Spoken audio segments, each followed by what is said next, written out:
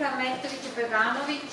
Ne od nje ništa, Svetlana. Ti nisi ništa... Ja samo gledam večeras. Ti samo gledaš, ti se nisi pripremio da nastupaš.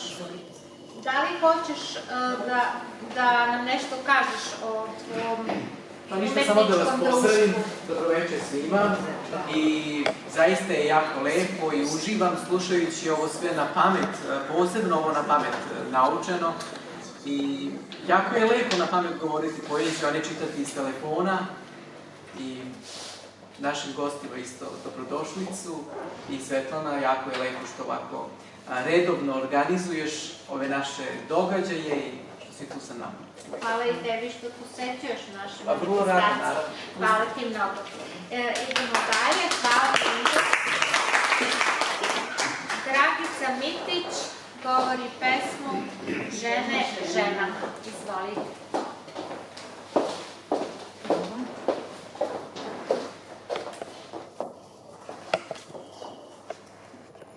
Žene ženama, vi ne letite u visine i ne padajte u dubine. Pronađite putanju pravu, spasit će ona život i glavu. Smjestite se u sredinu zlatnu, najčvršći oslonac ona ima, da čuva toplo i ranjivo srce u nama svima. Njegujte samo dobrote šta je. Pronađite uvijek način da zlo se ne pojavi, da postupak ima ukusan začin.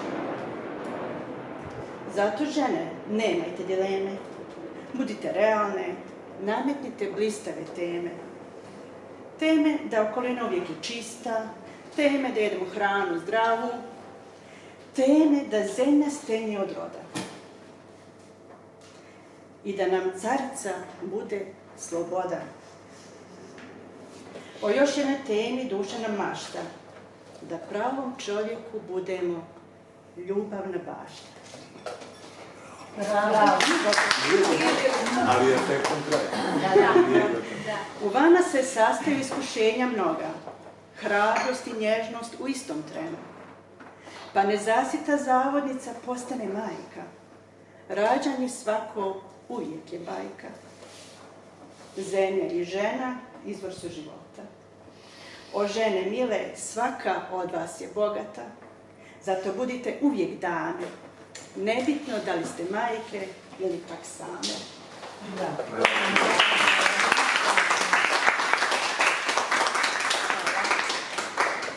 Ja bih se molila sada gospođu Zoricu Vitomirov, koja nam dolazi čak iz Frankfurta i to pravo sa aerodroma. Ona će govoriti pesmu Ovako naše oči vide naš Beograd. Ja moram iz telefona knjigu, nisam pamala.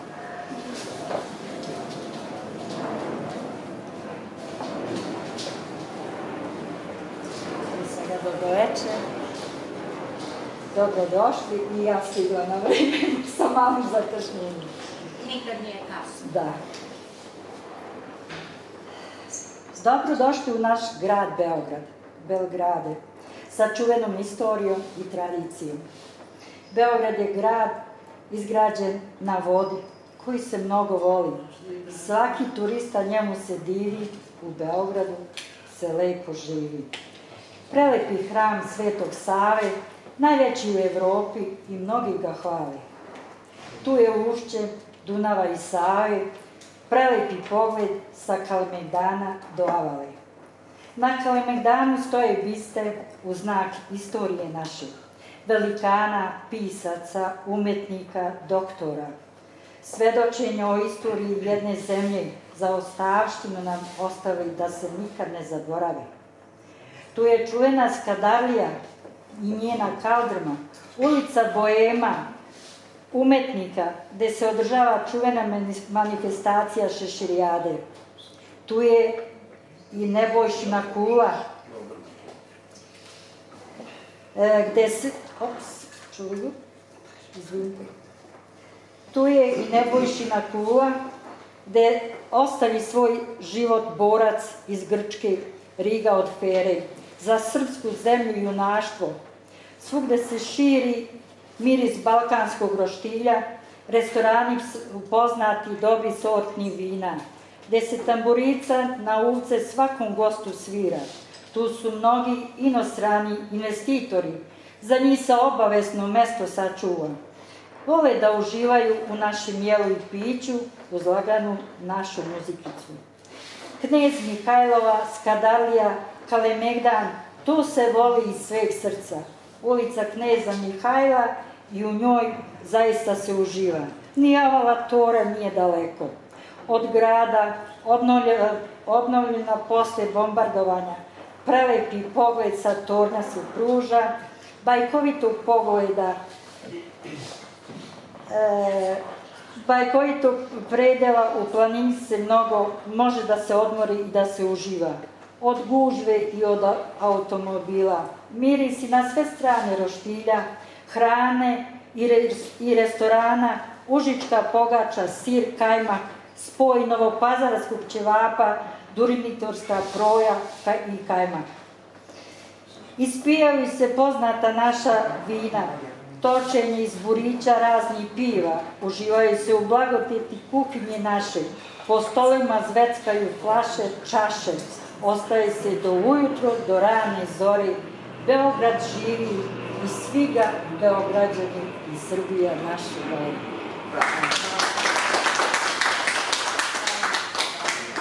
Da li smo svi došli na red? Da li ima još neko ko želi da govori, a nije imao priliku ili nije možda bio prijavljen? Izgleda da smo se svi pokazali kao pesnici i govorili svoje pesme. Nastavljamo dalje. Sada ćemo dati reč našim gostima koji su slušali, aplaudirali. Dmitrij je verovatno to i analizirao kao profesor svetskih književnosti, pretpostavljam. Мне кажется, поэзия, песня должна звучать. У нее должен быть оригинальный звук. Потому что в стихотворении звук извлекает смысл. И поэтому, конечно же, не все понимаю. Я пытался обрести этот смысл благодаря звуку, который я слышал, когда поэты читали стихи. И за это огромная хвала. Огромное спасибо.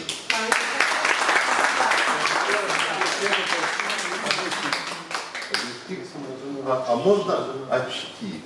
Я попросил. Я свои забыл в гостинице. Дайте книги край.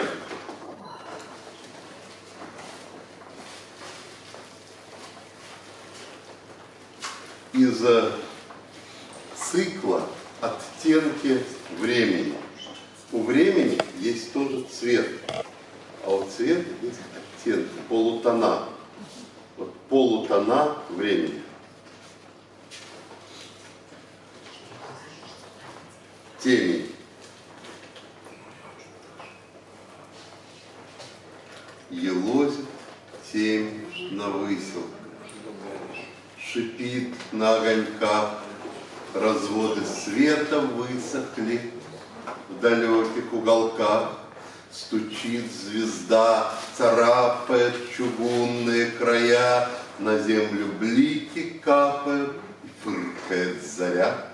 Предметы и движения смеркаются в одно сплошное полошение под выцветшим редном. Что наши хвори, хлопоты, познания пойти, когда в ладони хлопают дурные старики, как будто бьют от горечи, а память заперта, с луны облазит корочка улыбкой в сортах. Хлоп, хлоп, лихая исповедь вне сроков и имен. Хлоп, хлоп, жизнь длится исподволь в беспамятстве времен. Хлоп, а колодка каянья раскачивает зыбь. Хлоп, Авель, Каин выкрикивает вы.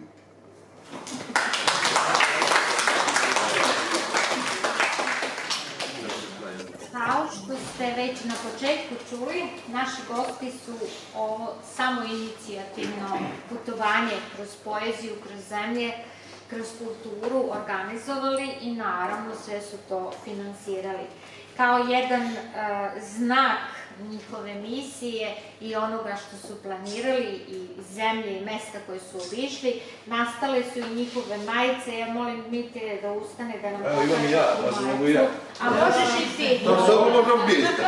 Svi gradovi gdje su... Možemo tako delati. Ne, ovo je simbol, ovo sunce, unutra su naziv našeg programa Poetski karavan na svim jezicima poetskih, gde smo govorili poeziju, gde ste i govorili. Tako da je to jedan simboličan, kako da kažem, gest naš sa idejom, sve je bilo kratko. Mogu da nastavim? Naravno. Sve je bilo kratko kad smo ovo dogovarali. Onda je Peter rekao, mi je drag, eto 10.000 kilometra, kolika je ta benzina, putarini. 10.000 kilometrov poezije. Ja mu kažem, to ti je 10.000 kilometara poezije, to ne košta ni ovo. Znam, ali ja nemam džengi, rekao, pa nemam ni ja, lako ćemo. I onda smo napravili ove majice i u principu kome je stalo da ima jednu uspomenu sa ovog događaja i time da doprinese da mi imamo pare da platimo gorivo za Aristotela. Inače moram da kažem, šalu na stranu, moram da kažem, zaista smo ugošćeni svuda fenomenalno, da god smo bili, zaista se zahvaljujem svima koji su organizovali ove naše programe, koji su nas ugostili. Ja moram ovde da kažem, vi ga svi znate, nama je noćenje platio Zoran Kalabić, naš drug, tako da, kako da vam kažem, ali ja Zorana nisam vidio 15 godina.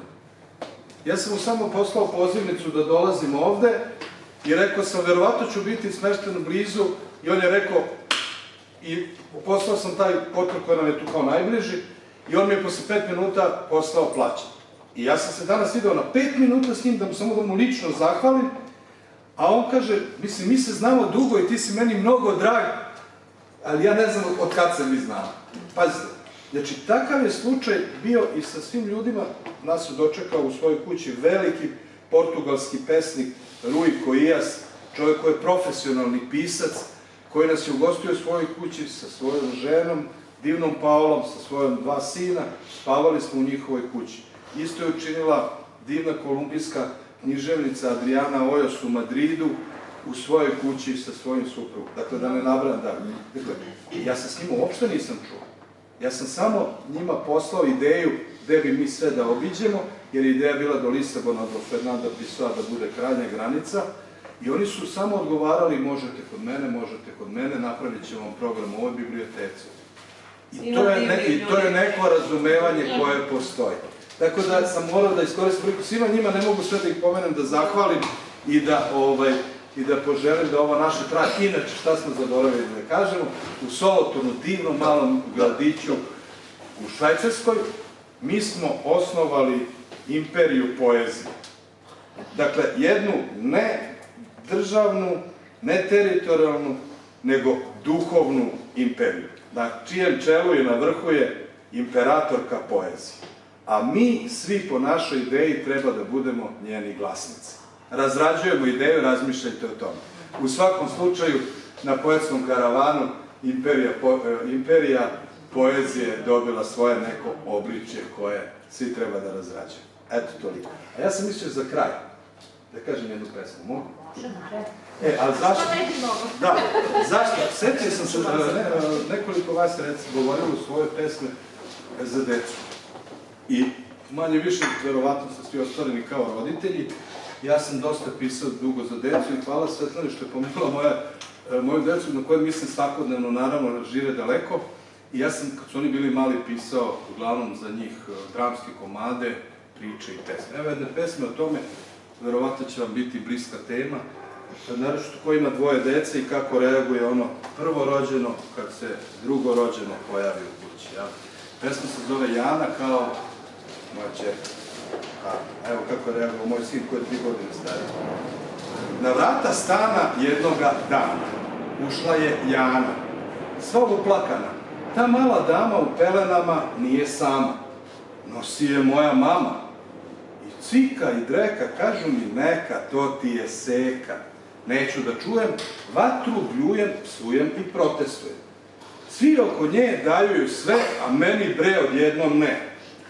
Mama me moli, voli je voli. Tata me moli, voli je voli. Neću ja preću vezanu vreću, tu seku neću. Mama me moli, voli je voli.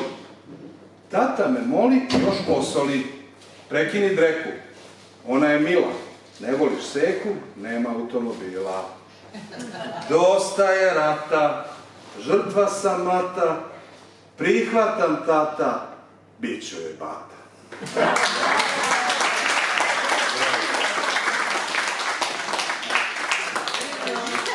Inače, Mihajlo je jedan divan momak.